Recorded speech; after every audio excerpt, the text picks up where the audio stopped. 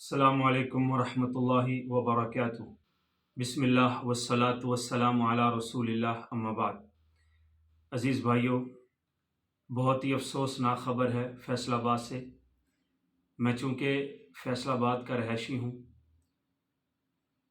آپ نے دیکھا ہوگا، سنا ہوگا، یہ خبر تو آگ کی طرح پورے ملک کے اندر، پوری دنیا کے اندر پھیل چکی ہے کہ یہاں سرگودا روڈ فیصل آباد میں دو بہنوں نے نبوت کا دعویٰ کیا اور اپنا جو بھائی تھا اس کے بارے میں دعویٰ کیا کہ یہ امام مہدی ہے۔ استغفر اللہ، العیاذ باللہ۔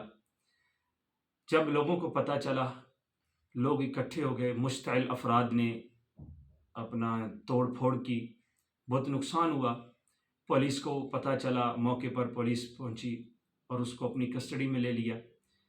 محترم بھائیو، واقعہ کیا ہوا، انہوں نے یہ ایسا کیوں کیا؟ میں نے وہاں علاقہ مکینوں سے پوچھا، میں آپ کو پوری تفصیل بتاتا ہوں انشاءاللہ، لیکن اس سے پہلے میں آپ کو یہ بتا دوں کہ یہ جو کچھ ہوا یہ کوئی عجیب نہیں تھا، اس لیے کہ یہ ہونا ہی تھا۔ ہمارے آخری نبی حضرت محمد الرسول اللہ صلی اللہ علیہ وسلم نے اس چیز کی پیش گوئی آج سے 1400 سال پہلے فرما دی تھی۔ آپ نے فرمایا تھا کہ میری امت میں کچھ لوگ آئیں گے، وہ نبوت کا دعویٰ کریں گے، لیکن دراصل وہ جھوٹے ہوں گے، ان کا نبوت کے ساتھ کوئی تعلق نہیں ہوگا۔ میں نبی ہوں اور میں آخری نبی ہوں۔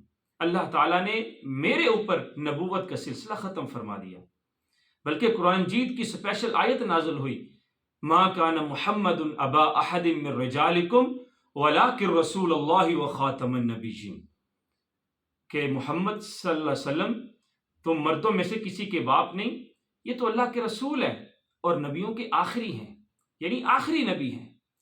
تو محترم بھائیو، یہ آخر ہوتا کیوں ہے؟ اس کی پہلی وجہ تو یہ ہوتی ہے کہ جیسا کہ وہاں کے رہائشیوں نے بتایا کہ یہ جو دو بہنیں تھیں نا، ایک لاہور میں رہتی ہے اور ایک فیصل آباد میں، دراصل ان کو گمراہ کرنے والے کچھ لوگ ہیں۔ کچھ لوگوں نے ان کو اکسایا کہ ہم آپ کے ساتھ ہیں، آپ جو چاہیں کہیں، ہم تمہارے ساتھ ہیں۔ دیکھیں، یہ ہمارے بر صغیر کا یہ بہت ہی افسوسناک یہ المیہ ہے کہ یہاں پر اگر اللہ نہ کرے ایسے لوگ موجود ہیں کہ اگر کوئی اٹھ کر خدا کا دعویٰ کر دے نا، ایسے اندھے لوگ یہاں پر موجود ہیں، وہ اس کو خدا مان لیں گے۔ استغفر اللہ۔ یعنی پتہ نہیں ان کی عقل کہاں چلی گئی، کچھ احساس ہی نہیں رہا کہ بھائی کیا آیا کہ اگر اس چیز کو عقل تسلیم نہیں کرتی تو اس کو دین کیسے تسلیم کر لے گا؟ لوگوں نے ان کو اکسایا کہ بھائی تم کہو ہم تمہارے ساتھ ہیں۔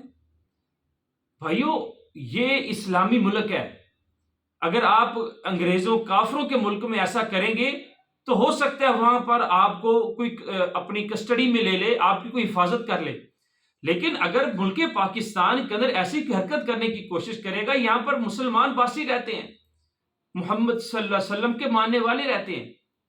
اور میں یہاں پر اپنے بھائیوں کو یہ خصوصی پیغام دینا چاہتا ہوں کہ بھائیوں، اگر اس طرح کا کئی معاملہ ہو جائے نا تو آپ قانون کو اپنے ہاتھ میں مت لیجئے۔ اگر کسی نے کوئی حرکت کی ہے، ہمارا یہ کام نہیں ہے کہ ہم اس کو فوراً قتل کر دیں، ایسے تو فتنہ پھیلے گا۔ ہر آدمی قانون کو اپنے ہاتھ میں لے گا، جس سے دشمنی ہوگی اس کو قتل کرے گا اور بعد میں یہ دعویٰ کر دے گا بھائی اس نے قرآن مجید کی برمتی کی ہے یا نعوذ باللہ کو دین کی گستاخی کی ہے۔ بھائیو، دین اسلام اس چیز کی میں اجازت نہیں دیتا۔ اگر کسی نے ایسی حرکت کی ہے، ہم اسلامی جمہوریہ پاکستان میں رہتے ہیں، جیسا بھی ہے ہمارا ملک، لیکن آخرکار اسلامی ریاست ہے۔ کوئی اس طرح کی حرکت کرتا ہے، آپ پولیس اسٹیشن میں جائیں، وہاں پہ پرچہ درج کروائیں۔ اب یہ پولیس کا کام ہے، اس کو اریسٹ کرے، اس کو عدالت میں پیش کرے، اور یہ عدالت کا کام ہے اگر وہ گواہ اور ثبوت اس کے سامنے آ جائیں، ثابت ہو جائے کہ واقعی اس نے دین اسلام کی گستاخی کی ہے، پھر اس کے خلاف وہ ایکشن لے کر اس کو سزائے موت دے۔ تو یہ ہمارے ملک کا بھی المیہ، جب ہماری عدالتیں اس چیز کا، جیسے وہ پیچھے ایک آسیہ ملعونہ تھی، اس کو عدالت نے چھوڑ دیا۔ اب ہوا یہ کہ جب عدالت نے اس کو چھوڑ دیا، اب دیکھیں بھائیو، اس میں عدالت کا بھی قصور نہیں ہے، یہ ہمارے ملک کے اندر کچھ غدار ہوتے ہیں۔ دیکھیں، عدالت نے گواہوں کے سامنے ثبوت کے ساتھ فیصلہ کرنا ہے۔ یہ جو لوگ ہوتے ہیں نا، یہ پیسہ لے کر ان ثبوتوں کو مٹا دیتے ہیں. اب عدالتیں وہاں پہ کیا کریں گی؟ عدالتیں تو ثبوت کے اوپر فیصلہ کرنا ہے. اگر عدالت کے سامنے ثبوت نہیں ہے، آپ جتنا چاہیں کہہ لیں کہ اس نے گستاخی کی، عدالت نہیں مانے گی. آپ ان کے ثبوت جو ہے نا ان کو مٹنے نہ دیں، آپ خود عدالت کے اس کے ثبوت لے جائیں کہ اس نے یہ کیا ہے، پھر عدالت اس کو کبھی نہیں چھوڑے گی. تو محترم بھائیو، یہ جو ہے نا کچھ لوگ کی عادت ہوتی ہے کہ جان بوجھ کر کوئی ایسی حرکت کرنی ہوتی ہے نا، دعوت دینی ہوتی ہے کہ آپ بیل مجھ کو مار.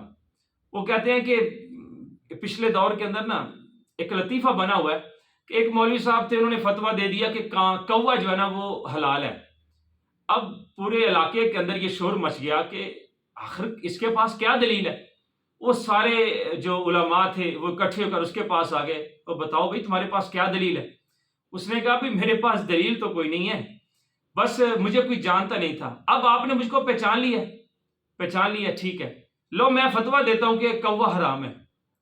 تو محترم بھائیو، یہ جو کچھ لوگ اس طرح کی حرکت کرتے ہیں نا، تو جذبات میں مت آئیے گا. اس طرح کی حرکت جو ہے نا یا تو وہ مشہور ہونے کے لیے کرتے ہیں، ٹھیک ہے، اور ایک تیسری وجہ یہ بھی ہوتی ہے کہ جیسا کہ غربت کے حالات ہیں، اور یہ جو ہے نا ان کے اپنے جو گھر کے حالات ہیں وہ کوئی مالی لحاظ سے اچھے نہیں ہیں. تو وہ جب اس طرح کے حالات ہوں گے تو پھر جو آدمی ہے نا، شیطان اس وقت زیادہ جو ہے نا انسان کا فائدہ اٹھاتے ہیں، اس کو گمراہ کرتا ہے، غلط خیالات اس کے ذہن کے اندر ڈالتا ہے. اس لیے دین اسلام کہتا ہے نا، ہمیشہ اللہ تعالیٰ سے یہ دعا کرو، ہر نماز کے اندر سورہ فاتحہ پڑھو اور اللہ سے مانگو اہدنا الصراط المستقیم، یا اللہ ہمیں سیدھے راستے کے اوپر قائم رکھ. اللہ نے ہمیں سیدھا راستہ تو دے دیا، اب دعا یہ کرنی ہے یا اللہ اس کے اوپر ہمیں قائم رکھ. ہر نماز کی ہر رکعت کے اندر سورہ فاتحہ کو لازمی اسی لیے قرار دیا گیا کہ اس کے اندر یہ دعا ہے اہدنا الصراط المستقیم. تو اللہ سے دعا کریں یا اللہ ہمارا جو خاتمہ ہو وہ ایمان کے اوپر ہو. انما الاعمال بالخواتیم، ایک آدمی ساری زندگی نیک اعمال کرتا ہے لیکن اس کا خاتمہ اچھا نہیں ہوتا تو اس کی ساری زندگی کے نیک اعمال رائے گاہ کر چلے جاتے ہیں. اللہ تعالیٰ تمام مسلمانوں کو ہمیشہ موت تک سیدھے راستے کے اوپر قائم رہنے کی توفیق نصیب فرمائے. السلام علیکم ورحمۃ اللہ وبرکاتہ.